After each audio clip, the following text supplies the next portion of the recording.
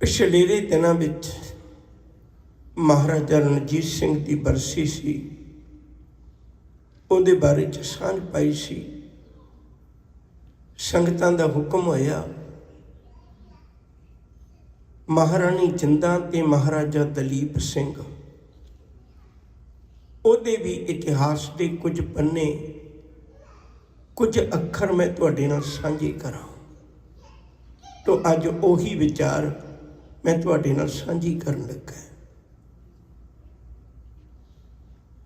महाराजा रणजीत सिंह दीआं राणियां विचों सब तो छोटी राणी अते बहुत प्यारी राणी, उन्हां दा नां महाराणी जिंद है।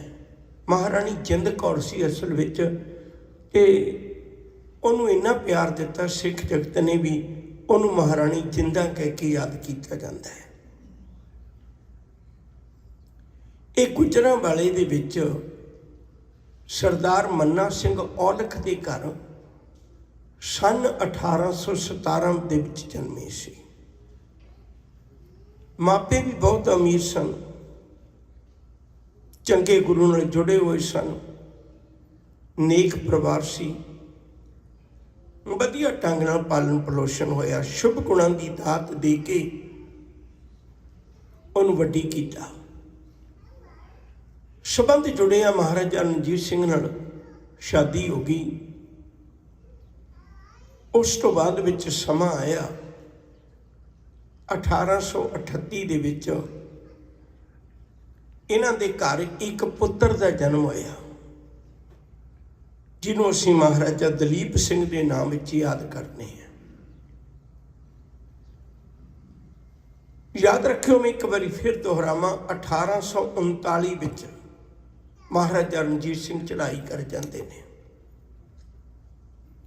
उस तो बाद विच गद्दी ते बैठता है महाराजा खड़क सिंह।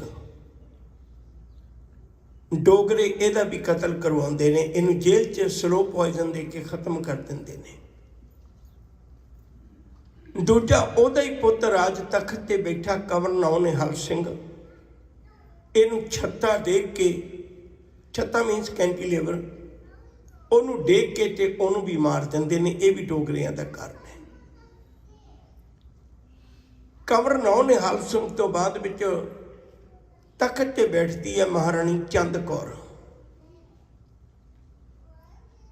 महाराणी चंद कौर नूं भी गोलियां दे कोलों मरवा के खत्म कर दिता जाता है। किसी न किसी तरीके चाल खेडी जाती है। ते उस तो बाद विच महाराजा शेर सिंह, ये महाराजा रणजीत सिंह का पुत्र है, ये फिर दोबारे तख्त ते बैठता है। पर ਇਹਦਾ भी ते ਇਹਦੇ पुत्र कंवर प्रताप सिंह का ਉਹਦਾ भी कतल हो जाता है। इन्ने कतल ही होंदे ने, डैथां सिर्फ नॉर्मली दो ने, एक महाराजा रणजीत सिंह की ते एक महाराजा दलीप सिंह की। ये आप अगे जाके साझी करांगे। हुण जदों 1843 का वक्त है, मैं फिर दोबारे दोहरा दियां, 6 सितंबर 1838 नूं महाराजा दलीप सिंह का जन्म है। 18 सितंबर 1843 नूं ये तख्त ते बैठन लगा है। महाराणी जिंदा बहुत तरले करती है सरदारां दे भी मैं अपने पुत नूं तख्त ते नहीं बिठाउणा। जिहड़ा तख्त ते बैठदा है वो बैठदा ते अपने आप है, पर मुड़ के उसकी लाश ही उतरती है। मैं अपने पुत नूं मौत दे मुँह नहीं देना। मेरे सिर दा साईं चला गया, बड़ा प्यार करदा सी मैनू, मैं अपने पुत दे आसरे अपनी जिंदगी कटनी है, ये मेरी दुनिया है, मैं अपने पुत नूं तख्त ते नहीं बिठाउणा।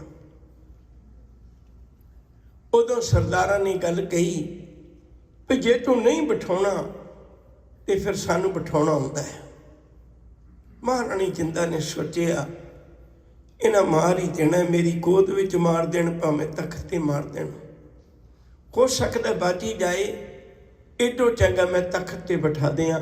महाराजा दलीप सिंह बैठा 18 सितंबर 1843 नूं तख्त ते बैठा। इनू 2 तिलक लगे अजीब किस्म दे। पहला महाराजा शेर सिंह जिहड़ा इदों पहला राजा सी, उहदा कतल होया, उहदे लहू विच भिओ के डोगरियां ने इनू तिलक दिता। सरदारां ने उदों ध्यान सिंह डोगरे नूं भी खत्म किया। फिर दोबारे इनू तख्त ते बिठा के इनू ध्यान सिंह डोगरे दे लहू दा तिलक दिता। समय ने करवट खाधी। 1849 का वक्त आ गया, 49। उस वेले गोरियां ने 3 जंग प्रमुख होए सन। वो तिन्ने जंग गदारां दे कारण, एक लाल सिंह एक तेजा सिंह, ये गदार ने। इन्हां दोनों के कारण तिन्ने जंग सिख हार गए। उस तो बाद विच ते हुण जदों तिन्ने जंग हार गए, गोरियां ने पंजाब की धरती उत्ते भी कब्जा कर लिया। उस महाराजा दलीप सिंह दे कोलों ये कह के राज ले लिया भी जिन्ना चिर बालग नहीं हुंदा, ये 18 साल तो उत्ते नहीं हुंदा, उन्ना चिर राज गोरे करनगे। महाराजा दलीप सिंह राजा रहेगा ते जिहड़ी राणी है महाराणी जिंदा, वो सरप्रस्त होएगी। इहदी ये कह के राज शुरू कर लिया। चल रहा हुण लाल सिंह ते तेजा सिंह ने गदारी करके गोरियां नूं अंदर बाड़िया सी। उस तो पहला नहीं सी आ सके पंजाब विच। हुण इन्हां नूं इनाम देने ने। जदों इन्हां नूं इनाम देने ने तां उदों गल चली। गोरियां ने सलाह बनाई बई तुसीं महाराजा दलीप सिंह लाल सिंह ते तेजा सिंह दे मत्थे ते तिलक लाउणा भी। ये दोए राजे ने, छोटे खित्ते दे के उन्होंने राजे बनाना है। महाराजा दलीप सिंह तख्त ते बैठा है, पर उन्हें अखां ही अखां अपनी मां नाल मिलाइयां। छोटी उम्र सी, अजे 5 साल 11 महीने का सी जदों वो तख्त ते बैठा सी। अखां ही अखां अपनी मां नाल मिलाइयां 1849 दे विच। ते मां ने सहज नाल सिर फेरता भी पुत तिलकना नहीं। वो उठन लगा, अपनी उंगल उस रंग नाल लबेड़ी हुई, तिलक नाल लबेड़ी हुई, वापस उत्थे ही बैठ गया। जदों वो उत्थे बैठे, सारी कहानी गोरियां ने वेख ली। ये वेख ली सारी कहानी। उन्हें एक गल पक्की करके मन ली, गल कले तिलक दी नहीं है। जे इन्हें अज साडा अखा नहीं ना मन्निया बच्चे ने, ये मां दे इशारियां ते चलदा है, ते इहदा खून दे विच बाप दादे इहदे राजे रहे ने, ये मुड़ के राजा बन जाएगा। इहदे विचों ये खून जिहड़ा वो कढिया नहीं जाना, इहदे विचों तत्त खत्म नहीं किया जा सकदा। इहने राजा बन जाना है। पंजाबी इहदे मगर ने, सानू अज तक पंजाब की धरती ते पैर नहीं रखण दिता। महाराणी जिंदा बहुत दलेर है, इन्हां ने मुड़ के राज पैदा कर लेना। अगर साडे लई कोई खतरा बन सकता है तो महाराजा दलीप सिंह ते महाराणी जिंदा है। इत्थों हुण दुखदाई गल शुरू हुंदी है। उन्होंने प्रबंध करके महाराणी जिंदा ते महाराजा दलीप सिंह नूं वक्खो वखरे कर दिता। पहला महाराणी जिंदा नूं समन बुरज उहदे विच कैद किया है। महाराजा दलीप सिंह बच्चा तो है 10-11 सालों का हजे। वो तड़फदा मेरी मां कित्थे है। नित दिहाड़े कतल होंदे ने दरबार च, डरदा है। 10-11 सालों के बच्चे नूं मां तो विछोड़ा पै गया, नहीं मुड़ के मिलन दिता किसी ने। समन बुरज विच मां कैद है। जे कोई बहुता हल्ला गुल्ला होया तो मां नूं वापस लै आवांगे। जदों इवें दी सुख शांति रही तो उस वेले उन्होंने समन बुरज लाहौर विचों कढ़ के शेखूपुरे दे विच कैद कर दिता, थोड़ा विछोड़ा लम्मा कर दिता। याद रखो जे राणी नूं उदों 1.5 लाख रुपया पेंशन लाई सी सालाना, ते राणी नूं जदों समन बुरज विचों कढ़ के शेखूपुरे च लैके चले गए उदों 48,000 पेंशन रहन दित्ती, बाकी सारी कट दित्ती गोरियां ने। शेखूपुरे दे विचों भी बहाना ला के उन्होंने बनारस की जेल विच लेके हुण पंजाब तो भी दूर चले गई। बनारस की धरती तो फिर धोखे दे नाल चुरार दे विच लेके चले गए। हुण इस किले दे विच रह रही है मां। इत्थे रहिंदियां पेंशन होर घटा के करीब 12,000 रुपया उन्हें सालाना मिलता है। औखी सौखी कटदी है, वक्त कटदी। एक हनेरी जी कोठड़ी विच चुनार दे किले विच ये बंद है। हुण उत्थे एक गोली, उत्थे एक सेवादारनी, कोई शब्द ला लो। उत्थे जेल विच सफाई करन आउंदी है। बीबियां वाले पासे बीबियां जांदियां सी सफाई करन, ते उहदी गलबात तो अंदाजा लाउंदी है। कई दिन मिलदियां हो गए। एक दिन अचानक गोली कोल बैठ के कहन लगी, बई बीबा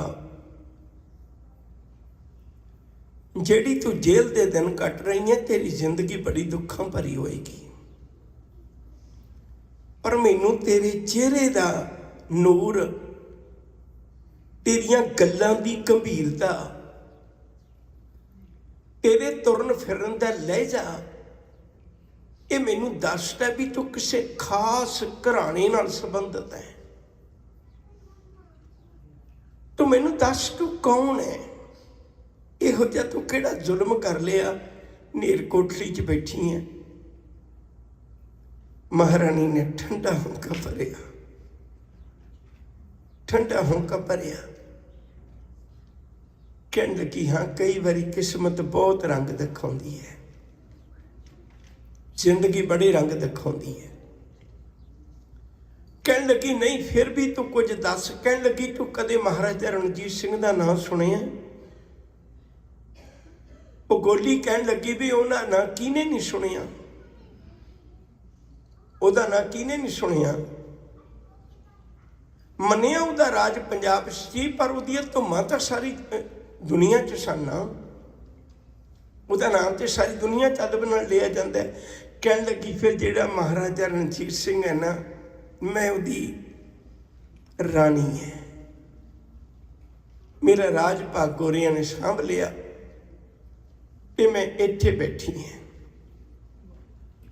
पर मैं तेन एक गल दसा, मैनू दुख राज भाग दे जान दा नहीं है, मैनू दुख मेरे पति दे गुजर जान दा नहीं है। मैनू दुख है मेरा पुत विछड़िया होया किन्ने चिरां दा। मैं रो रो के अथरू मुका ले, मैं ठंडे हौंके भर भर के अपने सीने विचों वो दर्द नूं बाहर कढ़दी है, पर पता नहीं की कारण है, मेरा दिल बड़ा तड़फदा है। किते मैं एक बारी अखां मीटण तो पहला अपने पुत नूं मिलना, एक बारी सीने नाल ला ला, एक बारी उहदा मत्था चुम ला, एक बारी मैं उहनूं देख ला।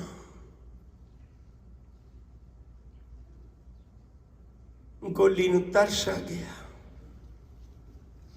कहन लगी, महारानी तुसी राजे महाराजे, असी ते नौकर होए ना, पर फिर भी मैं तेरे किसे काम आ सका। तू कहण तो संकोच ना करी, मेरी धीआं वर्गी है। कोई लोड़ पई ते मैनू दसी, मैं तेरे किसे काम आ सका। वो कहने लगी काम ते आ सकती है पर रास्ता बड़ा औखा है ना, पता नहीं तेरे नाल की बीते। उन्हें मेहर भरिया हाथ, अपना प्यार भरिया हाथ वो कंधे च रखिया, कहते धीए मैं जिंदगी हंडाली है, किन्ने क दिन ने, जे किते किसी के काम आ जाए तो चंगी वो गल है, किन्ना क तंग कर रहे मैं तो हूँ आखिरी करा रही है, बहुती जिंदगी हंडाली है। कहन लगे की करा मैं तेरे लिए। रानी कहन लगी फिर एक काम कर, मेरी थां ते तू मेरे वाले कपड़े कैदियां वाले पा के बैठ जा, मैं अज गोलियां वाले कपड़े पा के बाहर निकल जाऊंगी। वो कहनी मंजूर है। महाराजा रणजीत सिंह की सब तो प्यारी रानी अज एक गोलियां वाले कपड़े पा के ते गोली नूं उस कैद विच बिठा के आप निकल गई उठों। जदों तुरी जा रही है तो जिहड़े सिपाही ने उहदी चाल तो कुछ उहनूं शक पैदा हुंदी है, तो बार बार पुछदा भी तू किवें आई सी। वो कहंदी भी मैं अक्सर इत्थे कैदियां दे कपड़े लैण आउंदी हां, उहनां दीयां कोठलियां साफ करन आउंदी हां, तैनूं अज मेरे ते शक क्यों। उन्हें सोचिया वही है, चलो ठीक है। फिर उन्हें महारानी जिंदा दे वो कोठरी दे कोल खलो के आवाज़ मारी। महारानी नूं अंदरों बोल के ही हाज़री लवाया करते सन, मर्द अंदर नहीं सी जांदा। ते जदों अंदरों गोली बोली तो उन्हें फिर शक पैदा हुई भी ये आवाज़ महारानी जिंदा दी नहीं है। मैं रोज़ पुछदा वो कहन लगे अज तेरी आवाज़ नूं की हो गया। कहन लगी मैनूं जुकाम होया है कि मेरी अज गला बैठिया होया, मेरी आवाज़ इवें दी है। उन्हें फिर ना कुछ किया।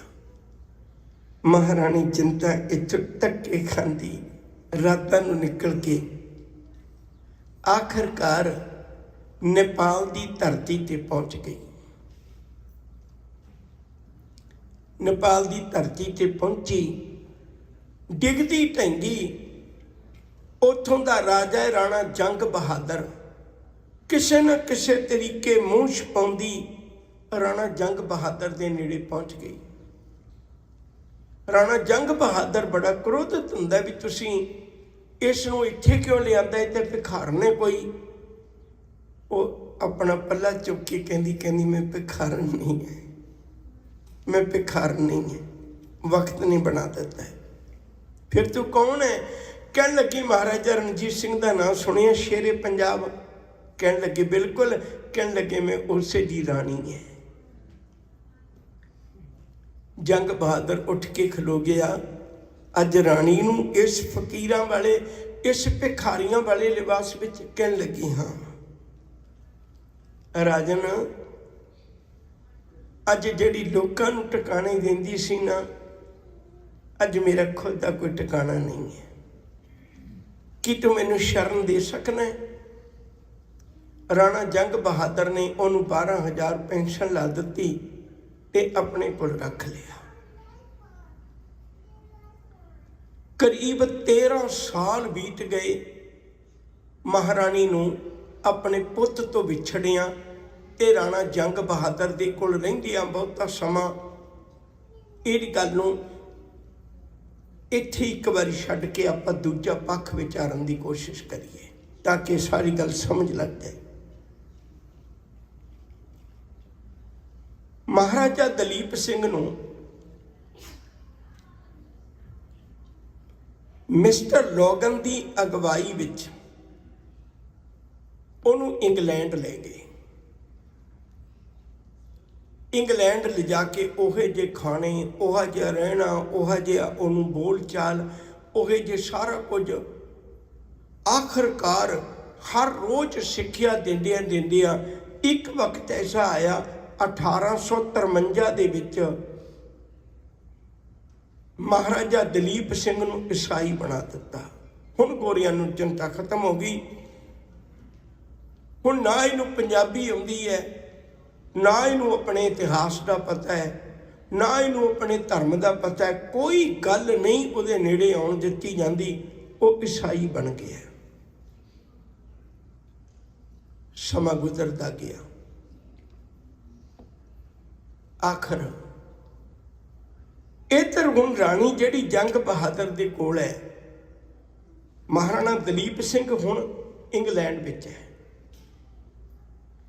ਰਾਣੀ ਜੰਗ ਬਹਾਦਰ ਦੇ ਕੋਲ ਹੈ ਨੇਪਾਲ ਦੇ ਵਿੱਚ।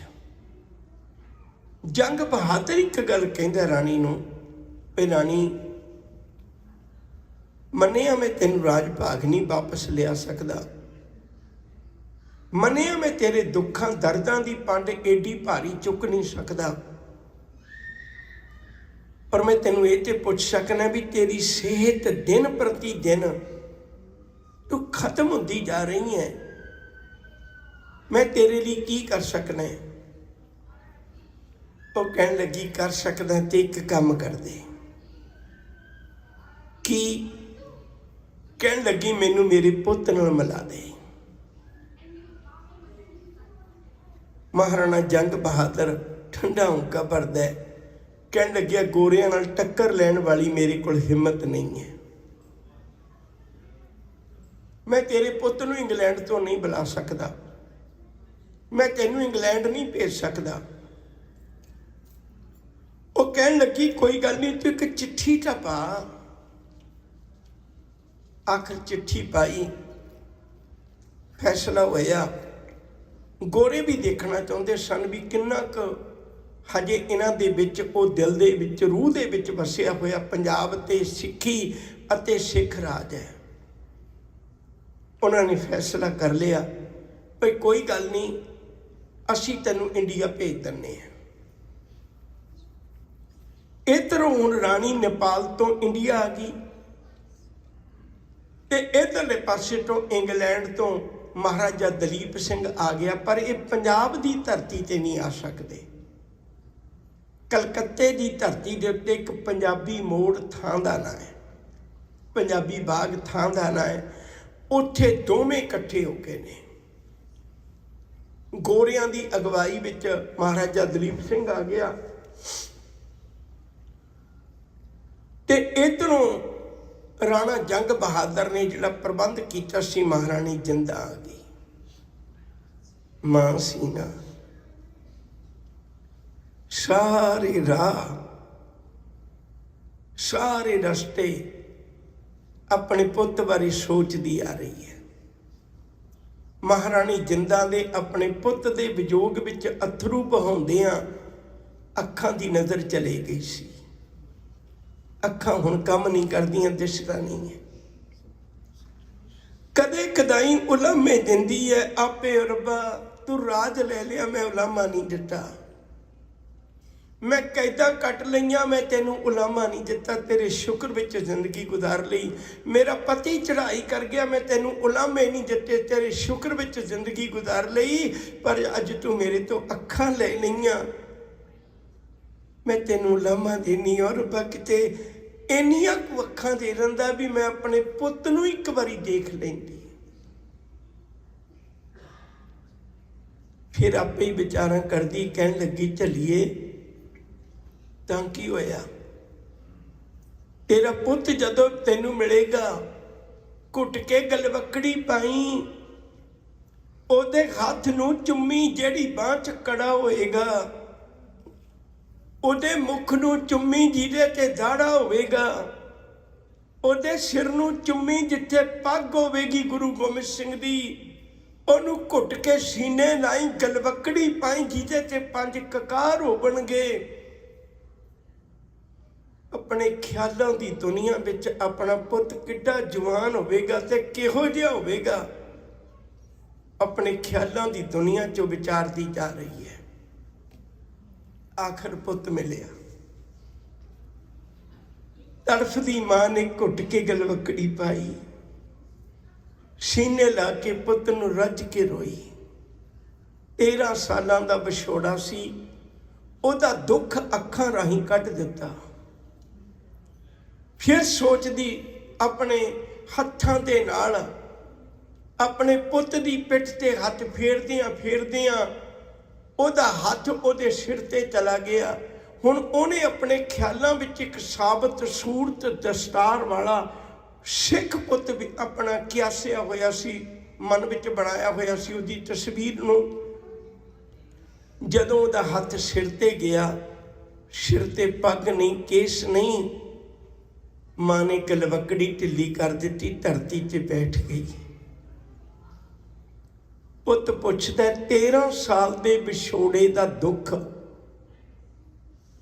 जदों तू पहली बारी सीने नाल लाया, मैनू लगदा सी मां तू कदे मैनू पासे नहीं करेंगी, पर तेरा 2 पल दे विच गलवकड़ी का ढिला हो जाना, तेरी गोद का ढिला हो जाना, तेरियां बाहां की कसक घट जानी ते थल्ले बैठ जाना। ये मैनू दसदा है कोई गलती हो गई। मां कहन लगी पुत वे सच करके जानी, जदों तेरा बाप चढ़ाई कर गया मैनू नहीं लगिया जिंदा उजड़ गई, जदों मेरा राज भाग चला गया मैनू नहीं लगिया जिंदा उजड़ गई, जदों मैं कैदा कटदी रही मैनू नहीं लगिया जिंदा उजड़ गई, जदों मैं गोलियां वाले पाके लिबास निकल गई मैनू नहीं लगिया जिंदा उजड़ गई, जदों मैं राणा जंग बहादुर दे कोल एक शरण लेके लोगों को शरण देने वाली खुद शरण विच रह के वक्त कटती रही मैनू नहीं लगिया जिंदा उजड़ गई। पर पुत वे अज मैनू लगदा जिंदा उजड़ गई हो, तू सब कुछ उजाड़ आया अपने बजुर्गों का, जिंदा अज उजड़ गई पुत वे जिंदा अज मर गई है। तू कमले बहाना ही ला दिंदा किसी आस ते तां जीव लैंदी, तू बहाना ही ला दिंदा मां मैं तैनू नहीं मिलना। मैं अपने क्यासां विच अपने ख्यालों विच बनाया हुआ महाराजा दलीप सिंह याद करती रहिंदी, जा पुत जिधर चले ते चला जा। रोया महाराजा दलीप सिंह भी बहुत, पर अपनी मां की बांह पकड़ के कहन लगा मां सारे उलामे मैनू दई जानी है, मेरी गल ते सुन ले, सुना की कहना चाहना है। कहन लगे मां मैं पंजाब तो विछड़ा, मैं सिखां तो विछड़िया, मैं गुरुआं दी नगरियां तो विछड़िया, सब तो वड्डी गल मैं मां तो विछड़िया, ते इन्ने चीज़ां दा विछोड़ा ये सारा कुछ रल के मैनू सिक्खी दा विछोड़ा पै गया। अज मां मिल गई, मैं वादा करना है जे मां मिल गई सिक्खी भी मिल जाएगी। मां एक वक्त दे दे, तेरा मैं उजड़िया होया राज ते नहीं लिया सकदा, तेरे पति नूं ते अपने पिता नूं ते नहीं मोड़ सकदा, पर मैं ये तेरे नाल वादा करना जिहो जिहा दलीप सिंह तू तोरिया सी तैनूं उहो जिहा दलीप सिंह वापस करांगा। मां ने उठ के अपने पुत नूं प्यार किया। महाराजा दलीप सिंह अपनी मां नूं नाल ले गया। एडे उजाड़े ते एडे दुख झल के 1861 विच गई सी ते 1863 विच ओह चढ़ाई करन लगी है। पुत कोल बैठा है। मां कहती पुत मेरी एक आखिरी ख्वाहिश पूरी कर दें। दस मां। कहन लगी मैनू मेरे शरीर नूं इस धरती ते ना रुलन दई, मैं बहुत रुली है। मेरे शरीर नूं तू वापस ले जाई, जिथे लाहौर विच महाराजा रणजीत सिंह की थां है, मैनू उहदे कोल किधरे संस्कार कर दी, दफना दी, जिवें तैनूं चंगा लगा। ठीक है मां। मां दे फुल लेके आया, नहीं आउण दिता, पंजाब की धरती ते नहीं आउण दिता। नासिक दे कोल गदावरी दे विच मां दे फुल पेटा कर दिते। वापस चला गया। ठाकुर सिंह संधा वालिया, ये बड़े दर्दी सन, याद रख जी। बहुत इतिहास अपना बहुत ज़्यादा, इत्थों तक मैं कह देवां भी 95% इतिहास वो पिया जिहड़ा असीं कदे छूया भी नहीं। एक सरदार महाराजा सिंह, ਉਹਦਾ ਨਾਂ ही महाराजा सिंह है, इन्हें विਉਂਤ बनाई सी महाराजा दलीप सिंह ਨੂੰ ਕੱਢਣ ਦੀ। ਰੋ ਵਿਚਾਰ ਕਦੇ ਫਿਰ ਸੀ ठाकुर सिंह संधा वालिया ਦਾ ਮਿਲਾਪ ਹੋਇਆ, सिक्खी बारे जानिया, मुड़ इन्हें अमृत छकिया, गुरु वाला बनिया। मन विच भावना है वापस आउण दी, पर कारण बन गए ठाकुर सिंह संधा वालिया भी चढ़ाई कर गया। महाराजा सिंह भी गोरिया ने कैद करके सिंगापुर भेज दिता। साधन टुट गए। उस तो बाद विच पैरिस चला गया। 2 विआह होए सन। एक लड़की का नाम सी वरिदल, दूजी लड़की जिहदे विचों औलाद ने 3 कुड़ियां ने, 3 लड़कियां ने महाराजा दलीप सिंह दियां, वो सी मिस बॉम्बे मूलर। इहदे विचों 3 बच्चियां का जन्म होया। और याद रखियो मिस बॉम्बे मूलर ने ही उस महारानी जिंदा की राख तो चुक के महाराजा रणजीत सिंह दे कोल लैके गए सी। समा थोड़ा है, मैं जिहड़ी गल करनी चाहुंदा सां, मन विच विचार है मैं मुड़ पंजाब की धरती ते अपने राज का वारस बना। उत्थों पैरिस चला गया। पैरिस जाण दा राणी नूं पता लग्या भी उत्थों जार दे कोलों इन्हें मदद मंगी है। उन्हें जिहड़ी पेंशन मिलती सी वो भी कट दिती। इंग्लैंड दे विच हुण उहदी कोई थां ना रहेगी। आखिरकार पैरिस दे विच ग्रैंड होटल दे विच जिंदगी के आखिरी साह लए। एक गल कह के समाप्ति करन लगा। बहुत ध्यान नाल सुनियो। सिख राज विच 2 जिहड़ियां शहीदियां ने वो बड़ियां अजीब किस्म दियां ने। एक हरी सिंह नलूए की शहीदी, जिहदी शहीदी तो बर्बादी शुरू हुई है। दूजी आखिरी शहीदी है श्याम सिंह अटारी वाले की सबरावां दी जंग विच। ये आखिरी जोधा शहीद है जिहड़ा बड़ा जरनैल है, जिहदे तो थंम डिगे ने सिख इहदे राज दे। ओ श्याम सिंह अटारी वाला अपने घर रहिंदा सी। वैसे ये है महाराजा रणजीत सिंह दे पुत खड़क सिंह दा कुड़म है। खड़क सिंह दा पुत है नौनिहाल सिंह। श्याम सिंह अटारी वाले दी धी है नानकी। इन्हां दी शादी हुई सी। मेरा ख्याल है भी मैं सौखा किया है। महाराजा रणजीत सिंह उहदा पुत है खड़क सिंह, इहदा कुड़म है श्याम सिंह अटारी वाला। इनू चिट्ठी लिखी सी महारानी जिंदा ने जदों 3 जंग हारन लगे हुए सी। ये सबरावां दे जंग विच शहीद होण लगा है। ਚੱਲਿਆ करो हजे जिहड़ी गल मैं करनी चाहुंदा। वो कहण लगी बई उहदी घरवाली कहंदी है, उहदी घरवाली दा नाम सी देसा। उहदी घरवाली घोड़े की लगाम पकड़ के कहंदी सरदारा तू मन्निया अणखी सरदार है, मन्निया तू अणखी सरदार है। चिट्ठी दे चंद बोलां ने तेरे अंदर वो भावना जगा दी। तू चक के किरपान अपनी फिर दोबारे जंग के मैदान में तुर चले हैं। पर मैं तेन एक समा चेता करवाना चाहनी है। हुण तू बजुर्ग हो गया है, अपनी दाढ़ी वाल देख, अपनी उम्र वाल देख, तू बजुर्ग हो गया है। हुण तू जंग लड़न जोगा नहीं है। वो जवानी वाली गल्लां ना सोच। मेरा भी बुढ़ापा रोलेगा, तू अपना भी रोलेगा, रहन दे। वो कहन लगे भलीए जदों जोधियां ते वक्त पैंदा उदों उमरां नहीं देखियां जांदियां। मैं जाना है, मैं जाना है। वो कहन लगी चंगा फिर जे जाना है तो मैनू तो कोई निशानी दे जा।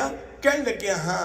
उन्हें उस वेले अपनी किरपान खोली, किरपान कड्डी, किरपान कढ़ के म्यान अपनी घरवाली नूं कहन लगा इस म्यान नूं घर दे किसे इहो जी जगह ते टंगी जिथे हर बंदे दी नज़र पवे। ਕਹਿੰਦੀ ਕੱਲਾ ਮਿਆਨ ਕਿਉਂ ਟੰਗਣਾ? ਕਹਿੰਦਾ ਮਿਆਨ ਇਸ ਲਈ ਟੰਗੀ, ਜੇ ਤਾਂ ਮੈਂ ਵਾਪਸ ਆ ਗਿਆ ਫਿਰ ਮੈਂ ਆਪੇ ਹੀ ਕਿਰਪਾਨ ਇਹਦੇ ਵਿੱਚ ਪਾ ਕੇ ਟੰਗ ਦਿਆਂਗਾ ਵੀ ਮੈਂ ਜੰਗ ਜਿੱਤ ਕੇ ਆਇਆ। ਜੇ ਮੈਂ ਵਾਪਸ ਨਾ ਆਇਆ ਤਾਂ ਮੇਰੇ ਪੁੱਤ ਪੋਤਰਿਆਂ ਨੂੰ ਦੱਸੀ ਤੇਰੇ ਵੱਡਿਆਂ ਦੀ ਕਿਰਪਾਨ ਹਜੇ ਜੰਗ 'ਚ ਪਈ ਹੈ। ਇਹ ਪੌਣੀਆਂ ਵਿੱਚ ਮੇਰੇ ਪੁੱਤ ਪੋਤਰਿਆਂ ਨੂੰ ਦੱਸੀ ਭਈ ਤੇਰੀ ਕਿਰਪਾਨ ਹਜੇ ਜੰਗ ਦੇ ਮੈਦਾਨ ਵਿੱਚ ਪਈ ਹੈ। ਮੈਂ ਇਹ ਗੱਲ ਕਿਉਂ ਸੁਣਾਈ ਹੈ? ਉਹ ਗੁਰੂ ਨੂੰ ਪਿਆਰ ਕਰਨ ਵਾਲਿਓ, ਉਹ ਸਿੱਖੀ ਨੂੰ ਪਿਆਰ ਕਰਨ ਵਾਲਿਓ, ਅੱਜ ਵੀ ਇਹ ਗੱਲ ਚੇਤਾ ਰੱਖਿਓ। ਪੈਰਿਸ ਦੇ ਗ੍ਰੈਂਡ ਹੋਟਲ ਵਿੱਚ ਮਹਾਰਾਜਾ ਦਲੀਪ ਸਿੰਘ ਦੀ ਰੂਹ ਅੱਜ ਵੀ ਆਵਾਜ਼ਾਂ ਮਾਰਦੀ ਹੋਵੇਗੀ, ਕੋਈ ਹੋਰ ਉੱਠੇ ਜਿਹੜਾ ਜੋ ਸਿੱਖ ਰਾਜ ਪੈਦਾ ਕਰੇ। ਤੇ ਮਹਾਰਾਜਾ ਦਲੀਪ ਸਿੰਘ ਨੂੰ, ਉਹਦੀ ਰੂਹ ਨੂੰ ਇੱਕ ਗੱਲ ਪਤਾ ਲੱਗੇ ਵੀ ਪੰਜਾਬੀਆਂ ਦੇ ਵਿੱਚੋਂ, ਸਿੱਖਾਂ ਦੇ ਵਿੱਚੋਂ ਅਣਖ ਤੇ ਗੈਰਤ ਮਰੀ ਨਹੀਂ ਹੈ। ਕੀ ਹੋਇਆ ਜੇ ਸਾਡੀ ਕਿਰਪਾਨ ਜੰਗ ਦੇ ਮੈਦਾਨ ਵਿੱਚ ਰਹੇਗੀ? ਖਾਲੀ ਮਿਆਨ ਸਾਨੂੰ ਅੱਜ ਵੀ ਆਵਾਜ਼ਾਂ ਮਾਰਦਾ। ਮਾਨਵਤਾ ਦੇ ਭਲੇ ਲਈ ਆਓ ਕੋਸ਼ਿਸ਼ ਕਰੀਏ, ਇੱਕ ਜੁੱਟਤਾ ਬਣਾਈਏ, ਗੁਰੂ ਚਰਨਾਂ ਵਿੱਚ ਜੁੜੀਏ ਤੇ ਆਪਣੇ ਸੁਪਨਿਆਂ ਨੂੰ ਸਾਕਾਰ ਕਰੀਏ। ਇੰਨੀਆਂ ਬੇਨਤੀਆਂ ਕਬੂਲ, ਭੁੱਲਾਂ ਦੀ ਖਿਮਾ, ਪਿਆਰ ਨਾਲ ਆਖੋ ਜੀ ਵਾਹਿਗੁਰੂ ਜੀ ਕਾ ਖਾਲਸਾ, ਵਾਹਿਗੁਰੂ ਜੀ ਕੀ ਫਤਿਹ।